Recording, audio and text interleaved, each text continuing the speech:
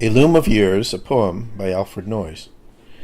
In the light of the silent stars that shine on the struggling sea, in the weary cry of the wind and the whisper of flower and tree, under the breath of laughter, deep in the tide of tears, I hear the loom of the weaver that weaves the web of years. The leaves of the winter wither and sink in the forest mold, to color the flowers of April with purple and white and gold. Light and scent and music die and are born again in the heart of a gray-haired woman who wakes in a world of pain. The hound, the fawn, and the hawk, and the doves that croon and coo, we are all one woof of the weaving, and the one warp threads us through. One flying cloud on the shuttle that carries our hopes and fears, as it goes through the loom of the weaver that weaves the web of years. The green uncrumpling fern and the rustling dew-drenched rose pass with our hearts to the silence where the wings of music close, pass and pass to the timeless that never a moment mars, pass and pass to the darkness that made the suns and stars. Has the soul gone out in the darkness? Is the dust sealed from sight? Ah, hush, for the woof of the ages returns through the warp of the night.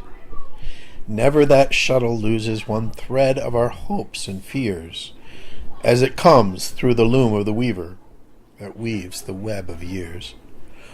O woven in one wide loom through the throbbing weft of the whole, one in spirit and flesh, one in body and soul, though the leaf were alone in its falling, the bird in its hour to die, the heart in its muffled anguish, the sea in its mournful cry, one with the flower of a day, one with the withered moon, one with the granite mountains that melt into the noon, one with the dream that triumphs beyond the light of the spheres, we come from the loom of the weaver that weaves the web of years.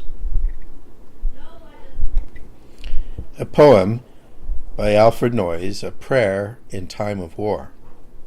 The war will change many things in art and in life, and among them it is to be hoped many of our own ideas as to what it is and what it is not to be intellectual.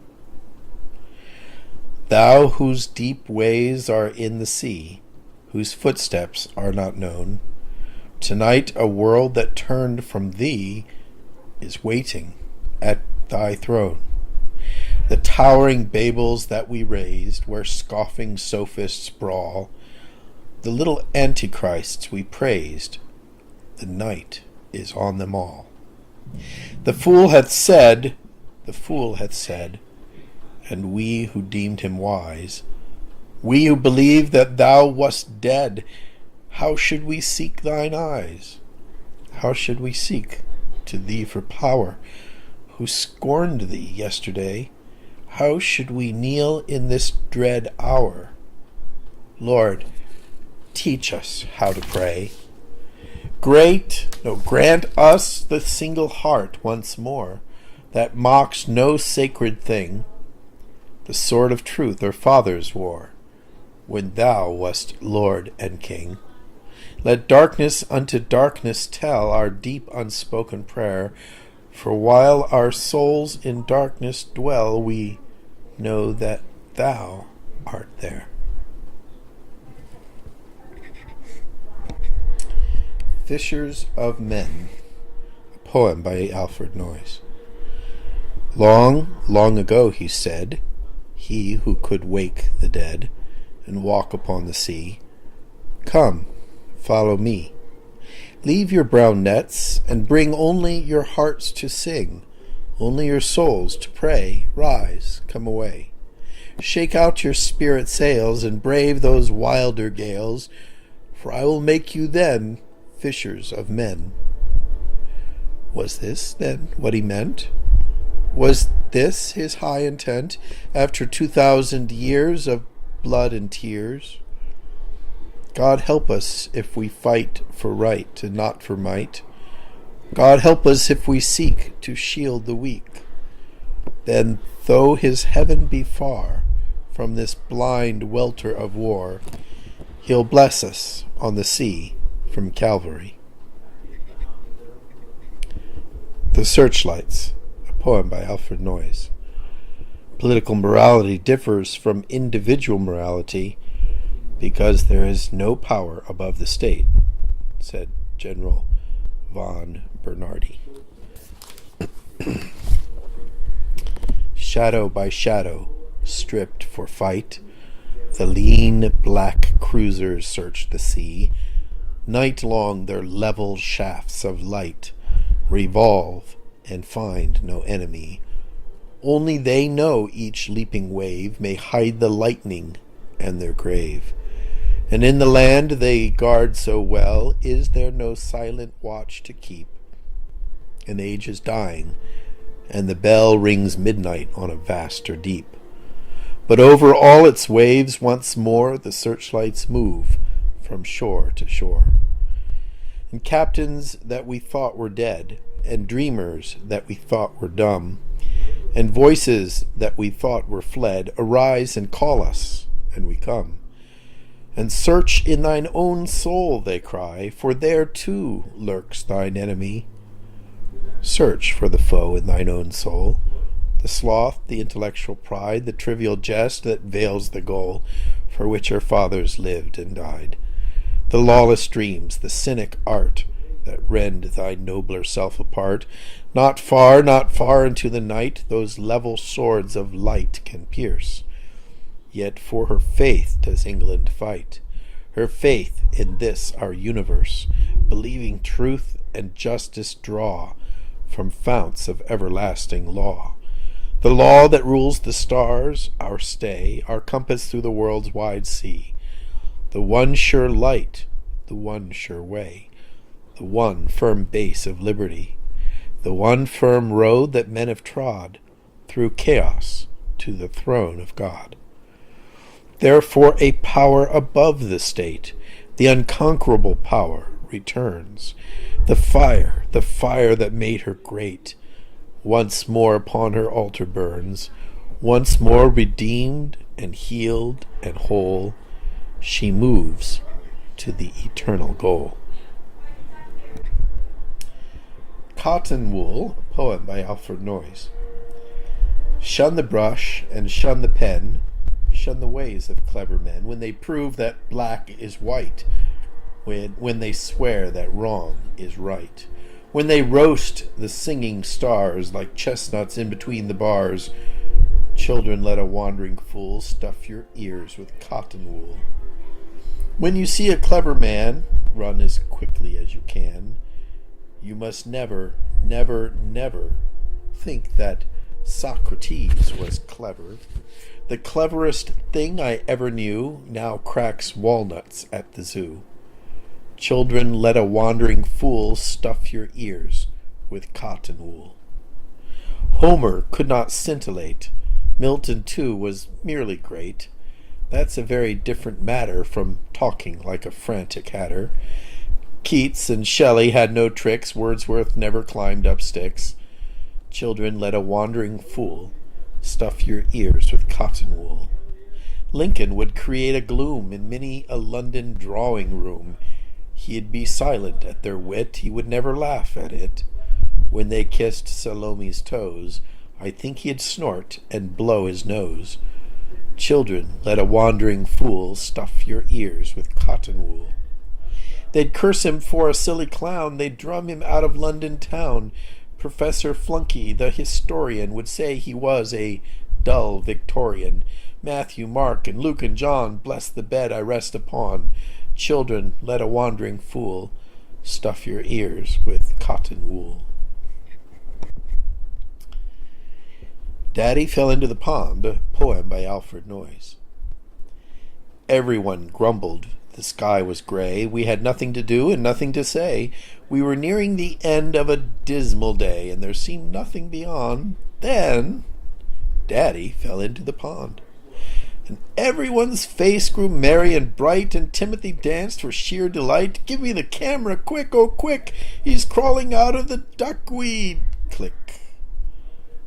Then the gardener suddenly slapped his knee and doubled up, shaking silently, and the ducks all quacked as if they were daft, and it sounded as if the old drake laughed. Oh, there wasn't a thing that didn't respond when Daddy fell into the pond. Dedication to the memory of Cecil Spring Rice, a poem by Alfred Noyes. Steadfast as any soldier of the line, he served his England with the imminent death poised at his heart, nor could the world divine the constant peril of such a burdened breath. England and the honor of England he still served, walking the strict path with the old high pride of those invincible knights who never swerved a one hair's breadth from the way until they died. Quietness he loved, and books, and the grave beauty of England's Helicon, whose eternal light shines like a lantern on that road of duty, discerned by few in this chaotic night. And his own pen, foretelling his release, told us he foreknew the end was peace. Soldier of England, he shall live unsleeping among his friends with the old proud flag above, for even today her honor is in his keeping. He has joined the hosts that garter with their love. They shine like stars, unnumbered happy legions, in that high realm where all our darkness dies. He moves with honor in those loftier regions above this world of passion and of lies. For so he called it, keeping his own pure passion, a silent flame before the true and good, not fawning on the throng in this world's fashion, to come and see what all might see who would. Soldier of England, perfect, gentle knight, the soul of Sydney welcomes you tonight. Epilogue, a poem by Alfred Noyes. Carol, every violet has heaven for a looking-glass. Every little valley lies under many clouded skies. Every little cottage stands girt about with boundless lands. Every little glimmering pond claims the mighty shores beyond. Shores no seaman ever hailed, seas no ship has ever sailed. All the shores, when day is done, fade into the setting sun. So the story tries to teach more than can be told in speech. Beauty is a fading flower, truth is but a wizard's tower, where solemn death bell tolls and a forest round it rolls. We have come by curious ways to the light that holds the days. We have sought in haunts of fear for that all-enfolding sphere, and lo, it was not far, but near. We have found, O foolish fond, the shore that has no shore beyond. Deep in every heart it lies, with its untranscended skies. For what heaven should bend above hearts that own the heaven of love? Carol, Carol, we have come back to heaven, back to home.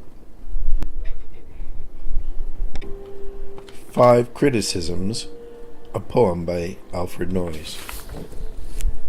On many recent novels by the conventional unconventionalists.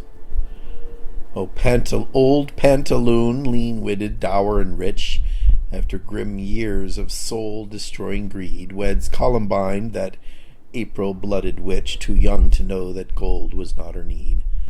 Then enters Pierrot, young, rebellious, warm, with well-lined purse to teach the fine-souled wife that the old fool's gold should aid a world reform. Confused with sex, this wrecks the old fool's life. Oh, there's no doubt that Pierrot was clever, quick to break hearts and quench the dying flame. But why for his own pride does Pierrot never choose his own mate and work for his own high aim? Stand on his feet, pay for his own tune. Why scold, cheat, rob, and kill poor Pantaloon? Part 2. On a certain goddess acclaimed as new, but known in Babylon. I saw the assembled artists of our day waiting for light, for music, and for song. A woman stood before them, fresh as May and beautiful, but in that modish throng. No one heeded her. They said, "In our first youth, surely long since, your hair was touched with gray." "I do not change," she answered. "I am truth." "Old and banal," they sneered, and turned away. Then came a formless thing with breasts dyed scarlet. The roses in her hair were green and blue.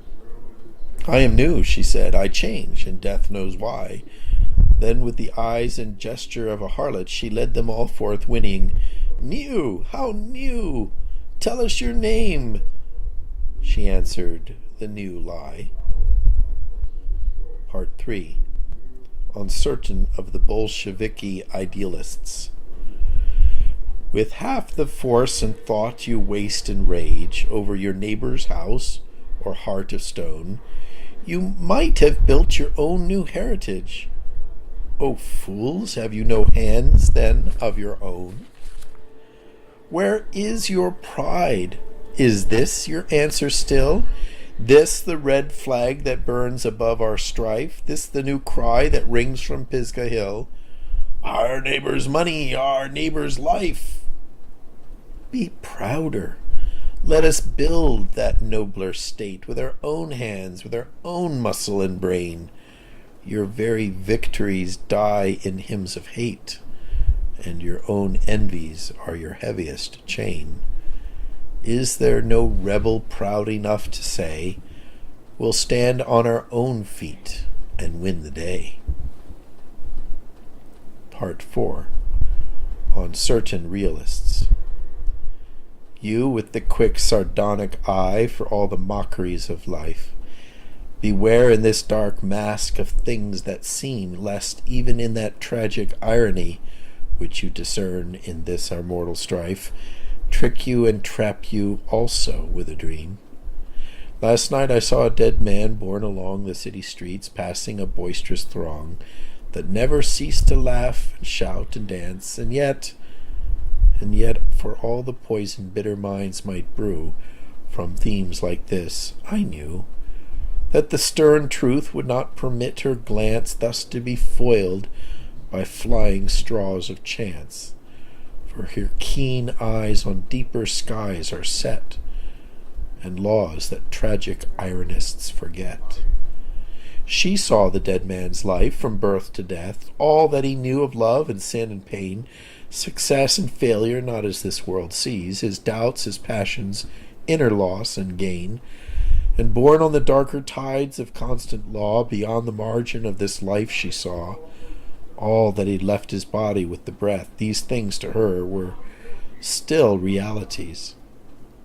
If any mourned for him unseen, she saw them too, and if none, she'd not pretend his clay were colder or his God less true, or that his grave at length would be less green. She'd not deny the boundless depths of her eternal sky brooding above a boundless universe, because he seemed to man's unseeing eye going a little further to fare worse.